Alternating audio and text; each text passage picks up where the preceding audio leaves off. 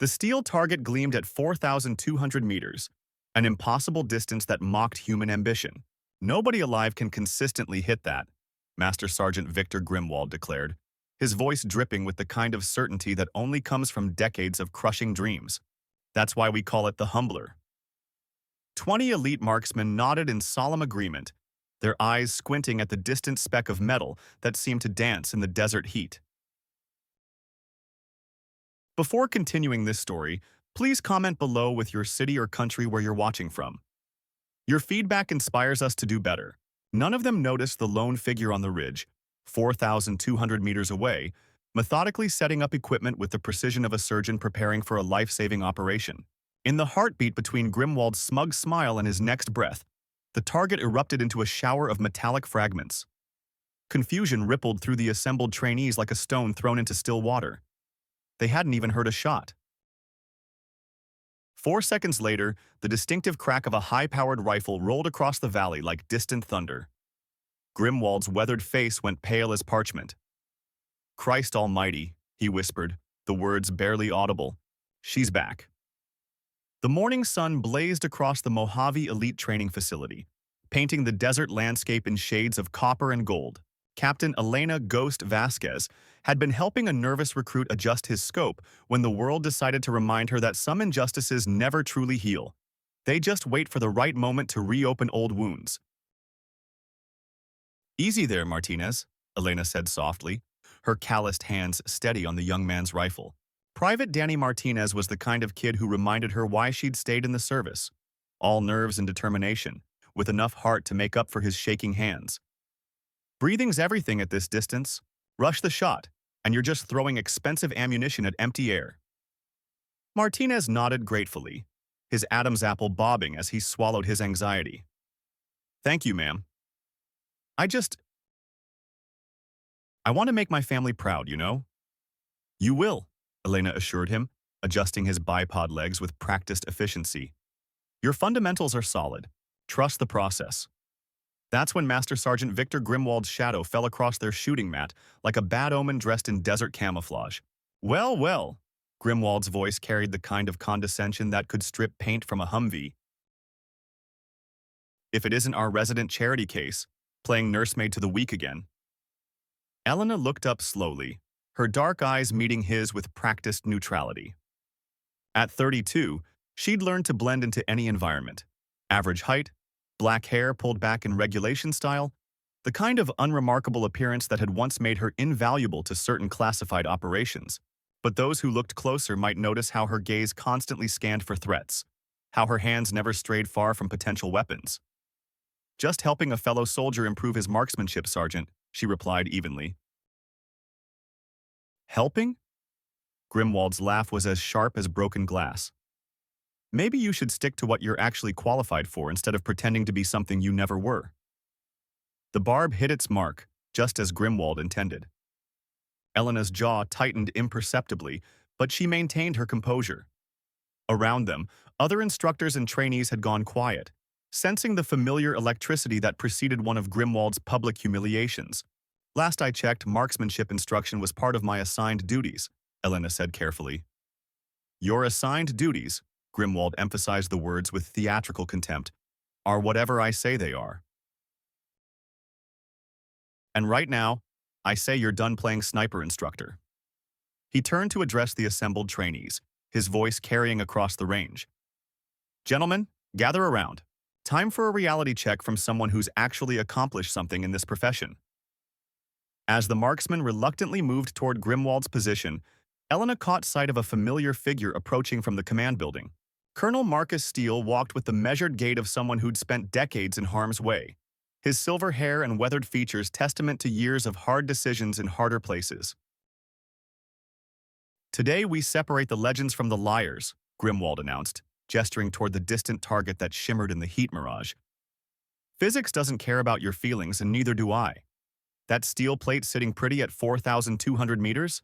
Most of you can barely make out what it is, let alone hit it."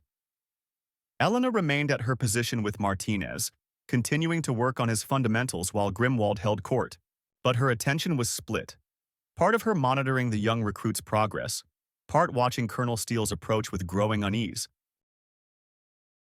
No human alive can hit that target consistently, Grimwald continued, his voice gaining momentum like a preacher warming to his sermon. I've seen supposed legends come and go. Hell, I've trained most of them. But physics is physics, gentlemen. Distance is distance. And fairy tales are just that. Fairy tales. Specialist Jacob Hawk Morrison, a lean observer with intelligent eyes, noticed when Elena quietly began packing her equipment. Unlike the others who hung on Grimwald's every word, Hawk had been watching Elena work with the struggling recruits, noting the way she moved with uncommon efficiency and the subtle modifications to her personal gear that spoke of real-world experience. As Elena walked toward the vehicle staging area, fragments of memory flashed through her mind like lightning strikes. A sterile conference room where medals were stripped from her uniform, newspaper headlines screaming about operational failures and compromised missions. 5 flag-draped coffins arranged in perfect formation while she stood at attention, bearing the weight of blame that belonged to others. Her hands clenched briefly into fists before she forced them to relax. Today, she decided, the truth would have its moment. 3 miles from the training ground, Elena methodically established her position on a rocky outcrop that offered clear sight lines to both the training area and Grimwald's impossible target. The vantage point was perfect, concealed from casual observation but with unobstructed fields of fire. From a weathered case bearing faded foreign military markings, she removed the components of a rifle system that didn't appear in any standard military inventory. The weapon was a masterpiece of precision engineering, its parts sourced from specialized manufacturers across 4 continents and assembled by someone who understood that perfection was the minimum acceptable standard. She put it together with the fluid efficiency of someone who could perform the task blindfolded in a sandstorm, which, in fact, she had done on more than one occasion in places that officially didn't exist on any map. Through her high-powered spotting scope, Elena observed Grimwald continuing his theatrical lesson, gesturing dramatically at the impossible target while trainees struggled with much closer objectives. She watched as Colonel Steele paced nearby, occasionally glancing toward the surrounding ridgelines with the alertness of a man who knew trouble usually came from unexpected directions. As Elena assembled her rifle, her fingers traced 5 names etched into the custom stock. Call signs of operators who never returned from Operation Midnight Sun. The memory surfaced unbidden. Night vision goggles illuminating a compound that shouldn't have been there according to their intelligence. Enemy forces somehow prepared for their exact approach. Radio communications mysteriously dead when they called for extraction. They told us it was a rescue mission, she whispered to herself, watching Steele through her scope. But we were never meant to come back, were we, Colonel? With preternatural focus, Elena calculated the complex variables that would affect a shot at this extreme distance. Wind speed and direction at multiple elevations. She counted at least 3 distinct air currents. Temperature gradients that would affect bullet trajectory. Humidity, barometric pressure, the Coriolis effect from Earth's rotation, even the spin drift of the bullet as it traveled its long arc through the atmosphere. She made minute adjustments to her scope and rifle configuration, compensating for factors that most snipers didn't even know existed. The target occasionally disappeared in heat waves rising from the valley floor, requiring patience that transcended normal human limitations. Elena's breathing slowed to a controlled rhythm. 4 seconds in, hold for 4, 4 seconds out. Her heart rate decreased through deliberate autonomic control until it barely registered 40 beats per minute. The world around her narrowed to 3 essential points: herself, the rifle, and the distant target. Below, Specialist Morrison completed his assigned shots and returned to the observation area. Unlike the others who watched Grimwald's continuing lecture with rapt attention, Morrison scanned the surrounding ridgelines, his instincts telling him something was happening beyond the scheduled training. Some claim the record for confirmed kills in combat was just over 3,400 meters, Grimwald was saying, his voice carrying across the training ground. I say that's statistical anomaly and blind luck, not skill. You want to be professionals? Focus on consistent performance at achievable distances. Elena finished her calculations, making final adjustments for the crosswind that had just picked up from the northwest. Her breathing slowed even further as she settled into position behind the rifle, becoming one with the weapon and the earth beneath her. Years of training in places where failure meant death had taught her to read the environment like others read books. On the training ground, Grimwald had gathered the trainees around him for his concluding remarks. Listen carefully, because this might save your life someday. Know your limitations. Don't attempt shots you can't make consistently. He gestured grandly toward the distant target. That steel plate out there at 4,200 meters, the impossible shot. It's there to remind you that some things remain beyond human capability, no matter what legends claim. A black SUV with government plates pulled up to the edge of the training area. Colonel Steele moved quickly to greet its occupants, and Elena watched through her scope as General Patricia Hawthorne emerged, flanked by two serious-looking aides carrying secure tablets. Some legends claim there was once a shooter who could hit targets at this distance, Grimwald continued, unaware of the general's arrival. Ghost, they called her. Supposedly made confirmed kills at ranges that defy physics. He chuckled dismissively. But ghosts aren't real, gentlemen, and neither are fairy tales about impossible shots. Trust the science, trust your training, and never bet lives on myths. Elena entered an almost meditative state, the world falling away until there existed only the trinity of precision: shooter, weapon, target. She took one final measured breath, held it at the precise moment between heartbeats when her body was most still, and squeezed the trigger with perfect, consistent pressure.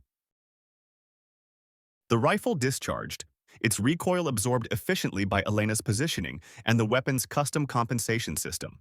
Through her scope, she tracked the bullet's path as it began its journey across the valley, cutting through layers of air density, riding wind currents, fighting gravity's pull in a carefully calculated trajectory that would take it on a 4-second journey across time and space. At the training range, Grimwald was mid-sentence when the steel target erupted with a metallic crash that echoed across the valley like a thunderclap. Fragments of steel scattered in all directions, the plate not merely struck, but utterly obliterated by the precision of the impact. For a moment, confused silence fell over the group like a heavy blanket. The trainees looked around in bewilderment, some dropping instinctively to prone positions, others reaching for weapons while scanning for threats. No one had fired, and they hadn't even heard a shot. 4 seconds later, the distinctive boom of a high-powered rifle rolled across the training ground, the sound delayed by the vast distance it had traveled. "Clear the range," Steele shouted, suddenly alert as chaos erupted among the trainees. "Everyone to the bunker now." But General Hawthorne remained calmly in place, looking not at the shattered target but toward the distant ridgeline with something like recognition in her eyes. "Delay that order," the general said quietly, her voice carrying absolute authority. "No one is in immediate danger here." Grimwald finally broke his stunned silence, his face having gone from tanned leather to pale parchment. "General, we have an unknown shooter with capabilities beyond anything I've ever witnessed. We need to lock down this entire facility and call in a quick reaction force." "The shooter isn't unknown to me, Sergeant," Hawthorne replied calmly. She nodded to one of her aides, who began distributing sealed folders to the senior personnel present. "And after you read this, she won't be unknown to you either." General Hawthorne's voice cut through the commotion like a blade through silk. 3 years ago, a classified operation called Midnight Sun was compromised by someone in this command structure. 6 operators went in. 1 came back. 5 died. Grimwald's expression shifted from shock to something that might have been guilty recognition, his eyes darting toward the distant ridgeline where the impossible shot had originated. "That survivor," Hawthorne continued, nodding as her aide distributed the sealed folders, "was falsely blamed for the mission failure. Until yesterday, when new evidence came to light. The senior instructors opened their folders with growing disbelief. Security footage appeared on tablets showing Grimwald meeting with unidentified individuals in civilian clothes days before the failed operation. Bank records detailed financial transfers to offshore accounts. Communication logs revealed classified operational details being transmitted through encrypted channels that bypassed official oversight. As comprehension dawned among the assembled staff, Grimwald's hand moved toward his sidearm with the desperate motion of a cornered animal. Before anyone could react, a red laser dot appeared, centered precisely on his chest. "I wouldn't," General Hawthorne said with deadly calm. Captain Vasquez has already demonstrated her capabilities today. I suspect her next shot would be considerably more personal. Two military police officers emerged from the command building and took positions on either side of Grimwald, who stood rigid with a mixture of fury and fear. "Sir," Specialist Morrison asked quietly, having edged closer to the general during the confrontation. "Who is she? Who's Captain Vasquez?" General Hawthorne's voice carried across the suddenly silent range with the weight of absolute authority. "Captain Elena Vasquez, the most decorated marksman in special operations history, until we betrayed her." The general turned to address the assembled trainees, her expression grave. 3 years ago, Captain Vasquez led a 6-person team on Operation Midnight Sun, a high-priority extraction mission. Intelligence suggested American hostages were being held in a remote compound in Eastern Europe. Hawthorne's voice hardened as she continued. Upon infiltration, they discovered not hostages, but a carefully prepared ambush. 5 operators were killed in action.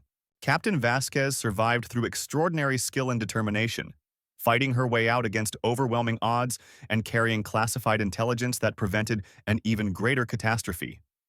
The weight of the revelation settled over the training ground like desert dust after a sandstorm. When she returned, Hawthorne continued, rather than receiving proper medical treatment and recognition for her heroism, she was accused of negligence and operational failure. Evidence was fabricated. Her security clearance was revoked, her medals stripped, her career destroyed. Colonel Steele stepped forward, his military bearing stiff with formal protocol. "Why is she here now, General?" "Because yesterday, intelligence assets recovered this." Hawthorne held up a data drive that gleamed in the desert sun. Indisputable evidence that Master Sergeant Grimwald sold out that team. He provided mission details to foreign interest for financial gain, resulting in the deaths of 5 operators and the near-catastrophic compromise of ongoing operations. Grimwald, still with the red laser dot trained on his chest, finally found his voice. "You have no proof that will stand up in any court. I know how this works. I'll be quietly discharged, maybe serve minimal time in some minimum security facility. These things get buried." "They always do." "Not this time," General Hawthorne replied with ice in her voice. "Captain Vasquez didn't just bring us evidence of your treason. She brought us the names of everyone involved in the conspiracy.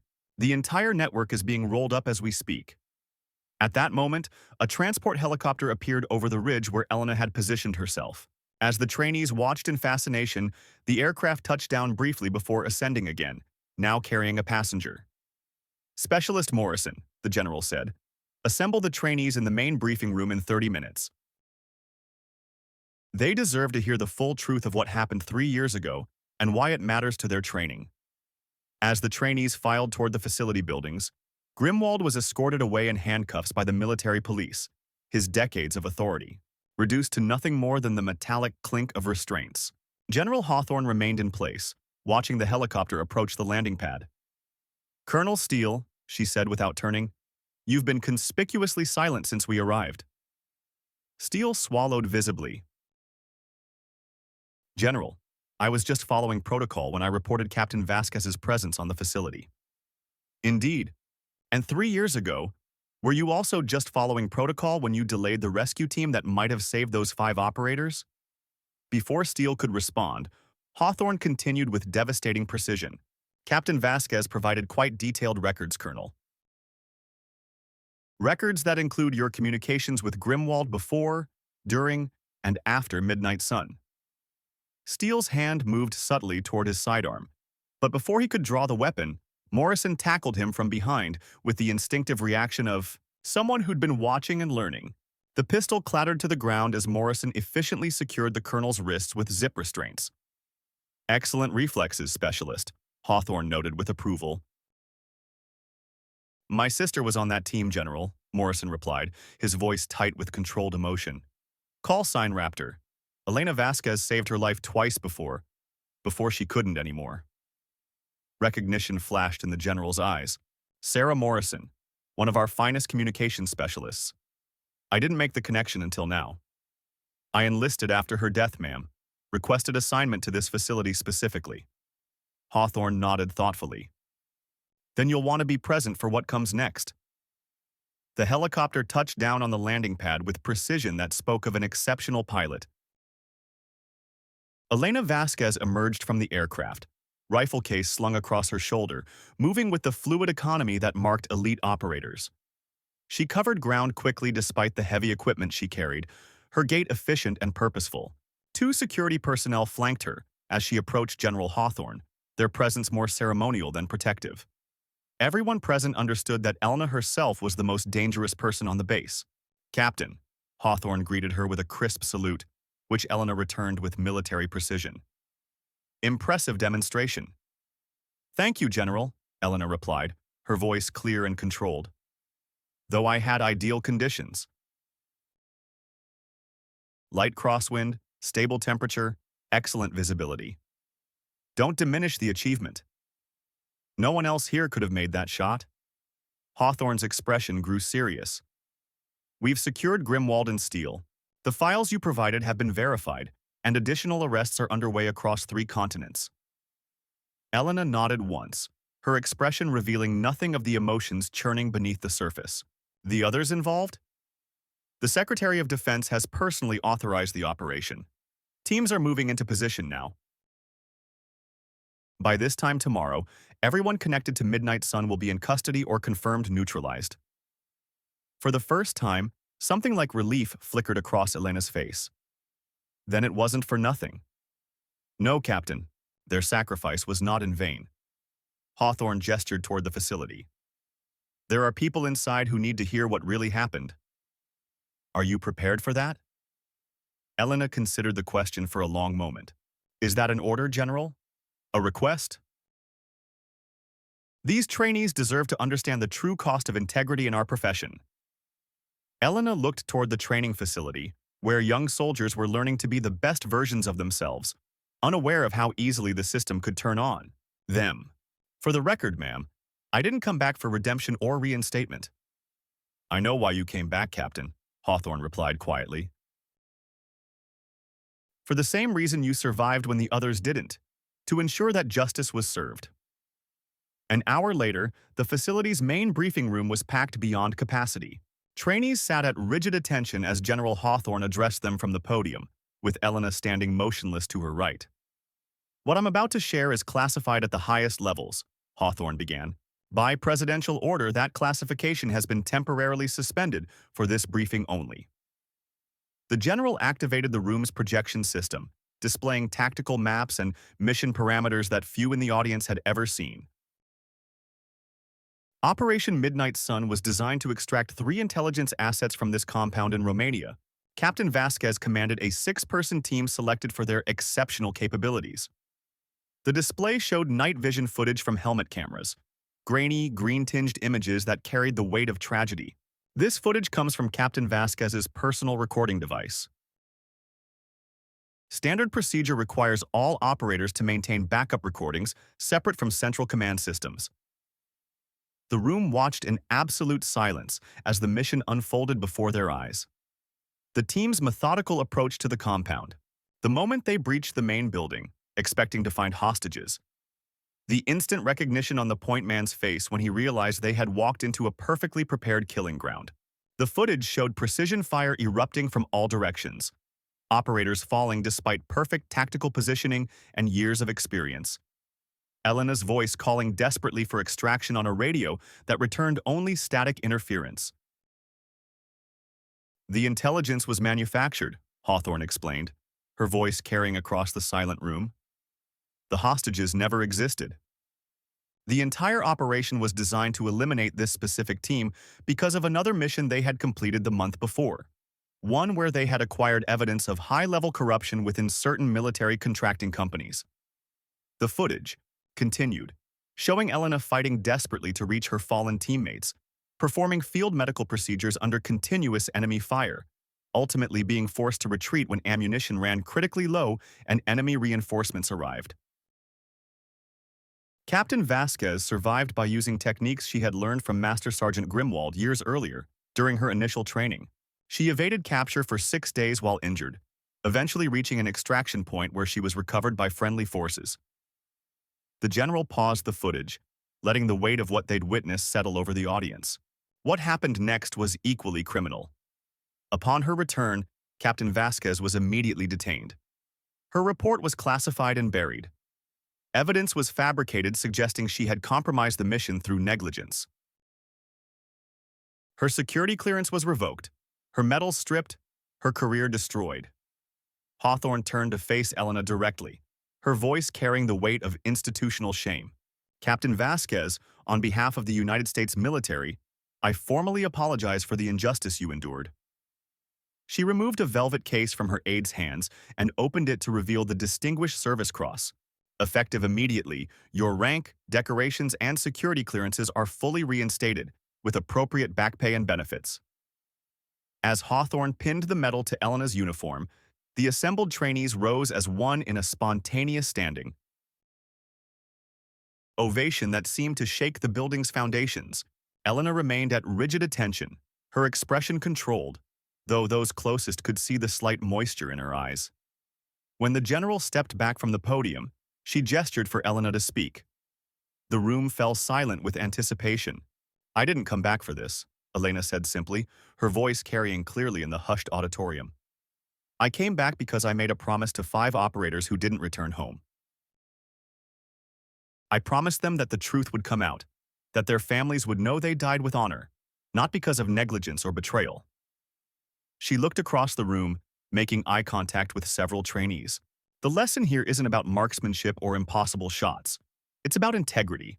It's about standing by your team no matter what happens, even when they're gone, even when the entire system turns against you. Elena paused, gathering her thoughts. Master Sergeant Grimwald was right about one thing. Physics is physics. But he was wrong about everything else. There are no impossible shots, only insufficient preparation and lack of commitment. The real impossibility is abandoning the people who trust you with their lives. After the ceremony, the formal proceedings transitioned into something more personal. General Hawthorne opened the floor for questions, creating a rare opportunity for direct engagement between trainees and living military legend. Captain Vasquez, one trainee asked nervously, how did you maintain your skills during these 3 years? A ghost of a smile crossed Elena's face. I worked security consultation for allied nations who didn't ask questions about my status with our military. Their loss became someone else's gain. Another trainee raised his hand. The shot today at 4,200 meters? How much of that was skill versus calculation? All shooting is calculation, Elena replied. The difference between good and exceptional is how many variables you account for. Most marksmen consider wind, elevation, and distance. I was trained to factor in temperature gradients, barometric pressure variations, the Coriolis effect from Earth's rotation, humidity changes, and even the spin drift of the bullet over extended flight time. Morrison had remained silent until now, but finally raised his hand.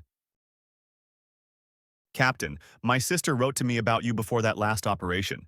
She said you could read wind patterns by watching dust move half a mile away. Elena's composure faltered for the first time since entering the briefing room. Sarah was the heart of our communications network. She saved the entire team twice that night, including taking rounds that were meant for me. The official report said I abandoned my people. She paused, struggling with the memory. The truth is, they never abandoned me. Even when they were dying, they were covering my extract so someone could bring back the intelligence we'd gathered. Morrison's voice was quiet but steady. That's why I requested transfer to this program, ma'am. I needed to understand what really happened to my sister. Elena stepped down from the podium and approached Morrison. From her pocket, she withdrew a worn challenge coin and placed it in his palm. Sarah gave this to me the day I took command of the team. Said it was her lucky charm from basic training. I've carried it every day since. The coin was simple brass, worn smooth by handling, with Sarah Morrison's name engraved on one side and communications on the other.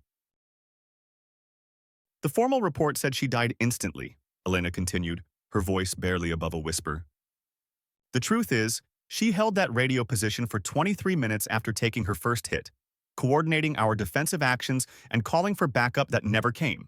She died doing her job, protecting her team. The room had grown so quiet that the air conditioning seemed loud.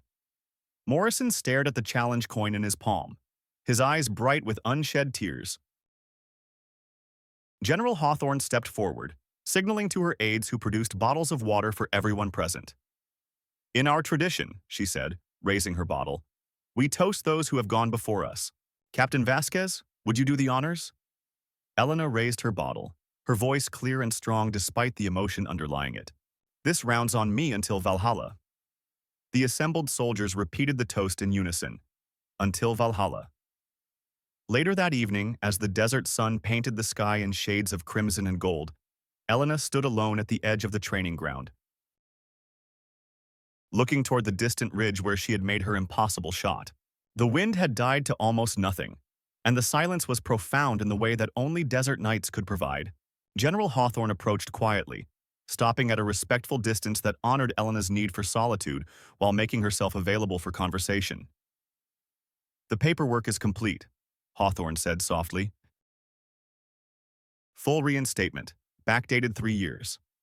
The president sends his personal apologies and asks if you would consider returning to active duty." Elena turned to face her, expression thoughtful. "In what capacity?" "Your choice. Command of the Advanced Sniper School, Special Operations, even a staff position developing training protocols. Your experiences, both operational and afterward, give you a unique perspective on what works and what doesn't in our system." Elena looked back toward the training facility, where lights were beginning to appear in windows as the base settled into its evening routine. Those trainees deserve better than what we had. Better preparation, better leadership, better institutional support when things go wrong. "Is that a yes, Lieutenant Colonel Vasquez?" Hawthorne asked with a slight smile. Elena raised an eyebrow. "Lieutenant Colonel?" "Promotion papers were signed this afternoon, backdated to when you should have been promoted if your career hadn't been derailed by corruption. Consider it partial compensation for 3 years of injustice." For the first time that day, Elena laughed, a sound like water over stones, rusty from disuse but genuine. "You were confident I'd accept." "I was confident you'd do what serves the greater good, regardless of personal cost. You've demonstrated that repeatedly." Elena nodded once, decision made. "I'll take the training command, but I want to rebuild the program from the ground up. New protocols, new standards, new approaches to identifying and preventing the kind of institutional rot that nearly destroyed my team." "Done," Hawthorne said immediately. "You'll have full autonomy and whatever resources you need." The general paused, then added quietly, "There's one more thing. The families of your team members have been waiting 3 years to hear the truth from someone who was there. They're on secure video conference in the command center. Would you be willing to speak with them?" Elena's expression remained controlled, but emotion flickered behind her eyes like heat lightning. "I've been waiting 3 years to tell them what really happened." For the next hour, Elena provided detailed accounts of Operation Midnight Sun to people who had been left with nothing but lies and official condolences. She explained how each operator had fought with extraordinary courage, how they had realized they were betrayed but continued the mission anyway, how they had sacrificed themselves to ensure that at least one person survived to expose the truth. "Your spouses, your children, your siblings," she concluded, looking into cameras that connected her to families scattered across the country. "They died with honor. Not because of my negligence, as the official report claimed, but because they were betrayed by the very system they had sworn to serve and protect. I made a promise to them that night, that I would find out who was responsible and ensure that justice was served. Today, that promise was fulfilled." When the video conference ended, Elena remained in the command center, emotionally drained but somehow lighter than she had been in years. The weight of unspoken truth, of carrying blame that belonged to others, had finally been lifted from her shoulders. Morrison entered quietly, having been granted permission to speak with his sister's commander privately. "Lieutenant Colonel," he said, standing at attention. "At ease, Specialist," Elena replied. "Your sister would be proud of you." "Permission to speak freely, ma'am?" "Granted. I joined the military because I wanted to understand what happened to Sarah. I stayed because I wanted to become the kind of operator she was, someone who put the mission and the team ahead of everything else. Now that I know the truth. He paused, gathering his courage. I'd like to request assignment to your new training program. Elena studied him thoughtfully, seeing echoes of his sister in his determination and integrity. It won't be easy. I intend to set standards higher than anything currently in the books. The kind of training that produces operators who can handle not just tactical challenges, but moral ones. Morrison's expression was resolute. With respect, ma'am, that's exactly why I'm asking. Elena nodded once. Request granted, Sergeant Morrison. His eyes widened. Sergeant? Battlefield promotion. General Hawthorne approved it 10 minutes ago. I need an NCO I can trust, someone who understands what we're building here and why it matters. 1 year later, the Mojave facility had been renamed the Midnight Sun Memorial Training Center.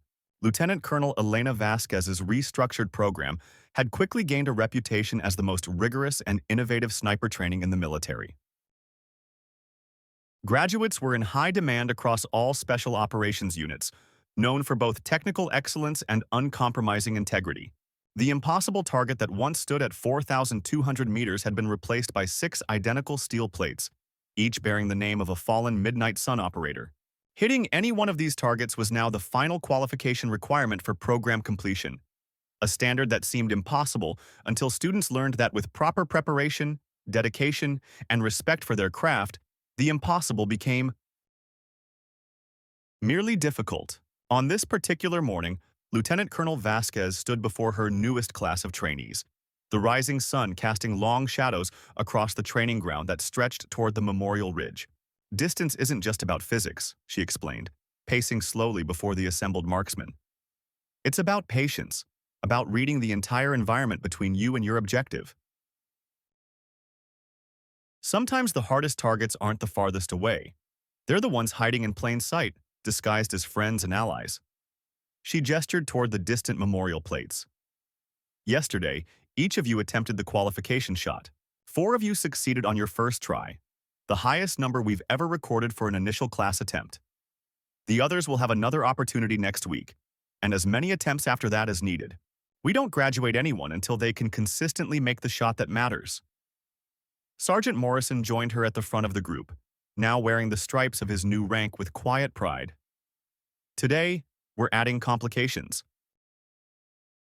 Variable winds at multiple elevations, temperature gradients, and atmospheric pressure changes. The conditions you'll face in the field won't wait for perfect weather. The trainees listened with intense focus. In the years since taking command, Elena had transformed not just the program's approach to marksmanship, but its entire philosophy. Students learned not just to shoot, but to think critically, to question orders that didn't make sense, to protect their teammates from threats that wore friendly uniforms. After dismissing the day's training session, Elena walked alone to the ridge where she had made her impossible shot 12 months earlier. 6 stone memorials now stood in a semicircle facing the setting sun, each bearing the name, rank, and call sign of an operator lost to betrayal and corruption. It had become her daily ritual to visit this place, to spend a few minutes in silence with the memory of people who had trusted her with their lives. She placed a single rifle cartridge on each stone, a sniper's tribute to fallen comrades. As she completed the ritual, she became aware of someone waiting at a respectful distance. A young recruit stood at parade rest, clearly nervous about approaching the legendary commander, but determined nonetheless. Lieutenant Colonel Vasquez, the recruit began. Permission to ask a question, ma'am? Elena nodded. Granted. Is it true what they say? That you made that shot from over 4 miles away with a standard-issue rifle? Elena studied the eager face before her, recognizing the same hunger for excellence that had once driven her to push beyond. Established limitations. The rifle was custom-built, she corrected gently, but the distance was accurate. What was going through your mind when you took the shot? Elena looked back toward the memorial stones, their surfaces warm from the day's sun. I wasn't thinking about the shot itself. I was thinking about a promise I had made to 6 operators who trusted me with their lives, that no matter how long it took, the truth would come out. That their sacrifice wouldn't be forgotten or twisted by people with their own agendas. She turned back to the recruit, noting the intense attention with which he listened to every word. The shot doesn't matter. What matters is standing by your people in the field and afterward. Some targets you can see clearly. Others take time to identify and engage. But justice, like a well-aimed bullet, always finds its mark eventually. The recruit nodded seriously, absorbing the lesson with the gravity it deserved.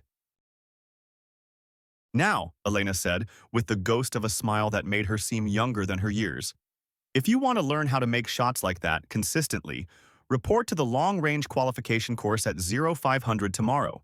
Sergeant Morrison and I will be running a special session for anyone willing to put in the extra work.